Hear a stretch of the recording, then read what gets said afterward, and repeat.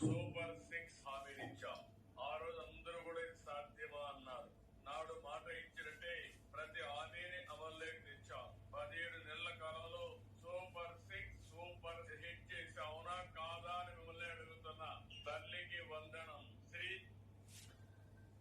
ఆయన మాట్లాడుతూ super 6 super hit చేశారని చెప్పేసి మాట్లాడుతూ ఉన్నారు. కానీ సూపర్ 6 అనేది సూపర్ ఫ్లాప్ అని చెప్పేసి రాష్ట్ర ప్రజలు అంటా ఉన్నారు. మరి చంద్రబాబు నాయుడు గారిని అడుగుతా ఉన్నాం, ప్రతి 18 సంవత్సరాలు నిండినటువంటి ఆడపడుచుకి నెలకి 1500 ఎక్కడా? మరి అదే చంద్రబాబు నాయుడు గారిని అడుగుతా ఉన్నాం, 20 లక్షల ఉద్యోగాలు ఎక్కడా? మరి అదే చంద్రబాబు నాయుడు గారిని అడుగుతా ఉన్నాం, నిరుద్యోగ యువతికి నిరుద్యోగ భృతి నెలకి 3000 ఎక్కడా?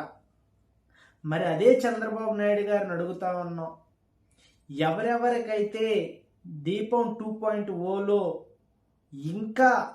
ఇంకా బిల్లులు పడలేదో, ఇంకా బిల్లులు పెండింగ్ ఉన్నాయో వారి గురించి అడుగుతా ఉన్నాం.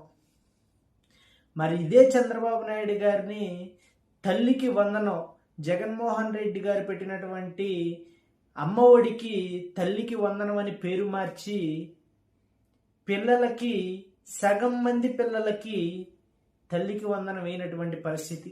ఇదే చంద్రబాబు నాయుడు గారిని అడుగుతా ఉన్నాం, అన్నదాత సుఖీభవ కింద సంవత్సరానికి 27,000 ఇస్తానని చెప్పేసి ఎన్నికల హామీలో నిస్సిగ్గుగా అబద్ధం చెప్పి పోయిన సంవత్సరం కనీసం 1 రూపాయి కూడా రైతుల ఖాతాలో వేయనటువంటి పరిస్థితి.